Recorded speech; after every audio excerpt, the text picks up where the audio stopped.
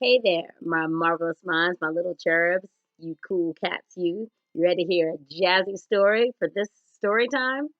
I'm going to be reading a biography about Duke Ellington. This biography was written by Andrea Davis Pinkney and illustrated by Brian Pinkney. Duke Ellington, the piano prince and his orchestra. You ever heard of the jazz playing man? The man with the cats who could swing with his band? He was born in 1899 in Washington, D.C., born Edward Kennedy Ellington. But wherever young Edward went, he said, "Hey, call me Duke." Duke's name fit him rightly. He was a smooth talking, slick stepping piano playing kid. But his piano playing wasn't always as breezy as his stride. When Duke's mother, Daisy, and his father, J.E., enrolled him in piano lessons, Duke didn't want to go. Baseball was Duke's idea of fun, but his parents had other notions for their child. Duke had to start with the piano basics, his fingers playing the same tired tune, one and two and one and two. Daisy and J.E. made Duke practice day after day. To Duke, one and two wasn't music. He called it an umpy dump sound that was headed nowhere worth following. He quit his lessons and kissed the piano a fast goodbye. Years later, on a steamy summer night, Duke heard that umpy dump played in a whole new way. Folks called the music ragtime, piano that turned umpy dump into a soul rousing romp. The ragtime music set Duke's fingers to wiggling. Soon he was back at the piano, trying to plunk out his own ragtime rhythm. One and two and one and two. At first, this was the only crude tinkling Duke knew. But with practice, all Duke's fingers rolled the piano keys. Duke started to play his own made up melodies. Whole notes, chords, sharps and flats, left handed hops and right handed slides. Believe it, man, Duke taught himself to press on the pearlies like nobody else could. His one and two umpy dump became a thing of the past.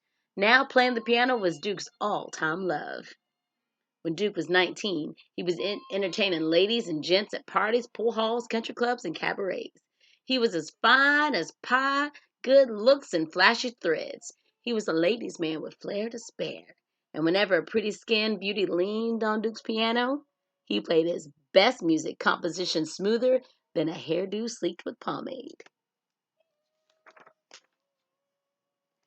It wasn't long before Duke formed his own small band, a group of musicians all over Washington, D.C. But soon they split the D.C. scene and made tracks for New York City, for Harlem, the place where jazz music ruled. They called themselves the Washingtonians and performed in all kinds of New York City honky tonks, bearing exclusives the Plantation, Ciro's, and the Kentucky Club. Folks got to know the band by name and came to hear them play.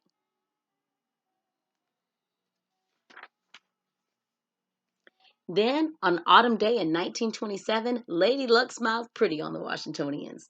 They were asked to play at the Cotton Club, Harlem's swankiest hangout, a big time night spot. The Cotton Club became a regular gig for Duke and his band. They grew to 12 musicians and changed their name to Duke Ellington and his orchestra. Night after night, they played their music, which was broadcast live over the radio.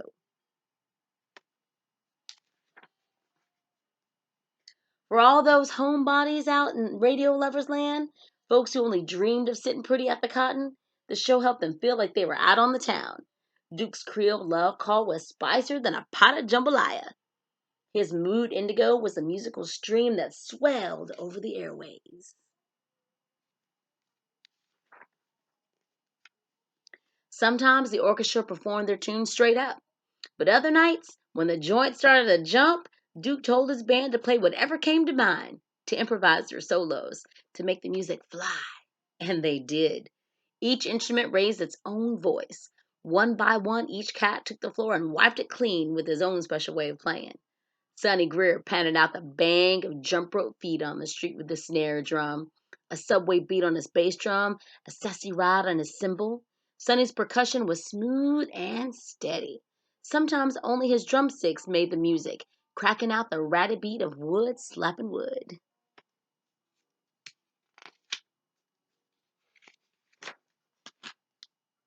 Along with Sonny Joe, Tricky Sam Naton went to work on his trombone. sliding smooth melodic gold. He stretched the notes to their full tilt, pushing and pulling their tropical lilt. When Tricky Sam was through, he nodded to Otto, Toby Hardwick. Your turn, he'd say. Take the floor, Daddy-O. Toby let loose on his sleek brass sax, curling his notes like a kite tail in the wind, a musical loop-de-loop with a serious twist.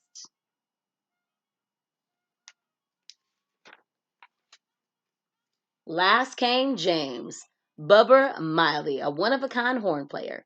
He could make his trumpet wail like a man whose blues were deeper than the deep blue sea.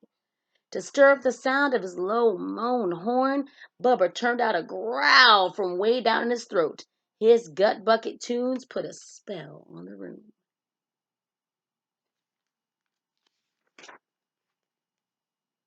Yeah, those solos were kicking, hot buttered bop with lots of sassy, cool tones. When the band did their thing, the Cotton Club performers danced to Black Bottom, the Fishtail, the Susie Q. And while they were cutting the rug, Duke slid his honey-colored fingertips across the ivory 88s.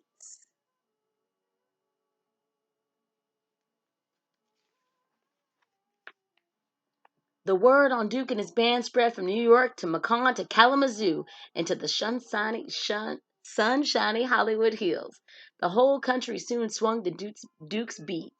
Once folks got a taste of Duke's soul sweet music, they hurried to the record stores asking, Yo, you got the Duke? Slide me some of the King of Kings, please. Gonna play me some of that Piano Prince and his band? People bought Duke's records, thousands of them. In 1939, Duke hired Billy Strayhorn, a musician who wrote songs. Billy became Duke's ace, his main man. Duke and Billy worked as a team. Together they composed unforgettable music. Billy's song, Take the A Train, was one of the greatest hits of 1941.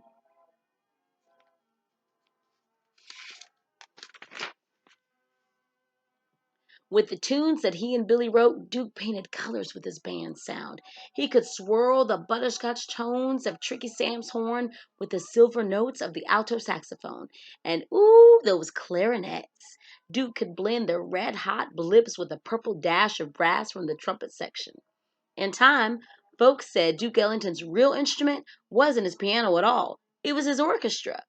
Most people called his music jazz, but Duke called it the music of my people.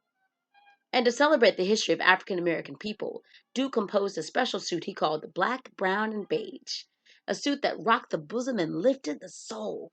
Black, Brown, and Beige sang the glories of dark skin, the pride of African heritage, and the triumphs of black people from the days of slavery to the years of the civil rights struggle. I love that illustration. Duke introduced Black, Brown, Beige at New York's Carnegie Hall, a symphony hall so grand that even the seats wore velvet. Few African Americans had played at Carnegie Hall before. Duke and his orchestra performed on January 23rd, 1943. Outside, the winter was cold and slapping, but inside, Carnegie Hall was sizzling with applause.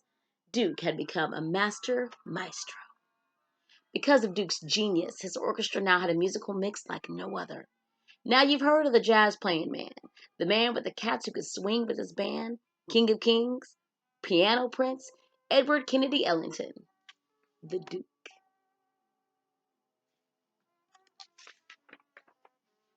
And of course, as most biographies have, they have more notes about Duke, and they even have their sources, which is called a bibliography. You'll learn about that when you get older.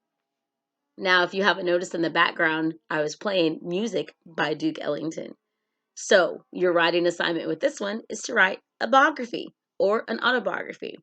You can write a biography about someone else, a famous person, or maybe even a family member that you want to interview and find out about their life.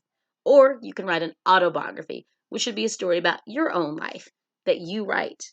In your biography, make sure you put things in chronological order. That means the right order: first, next, then, last.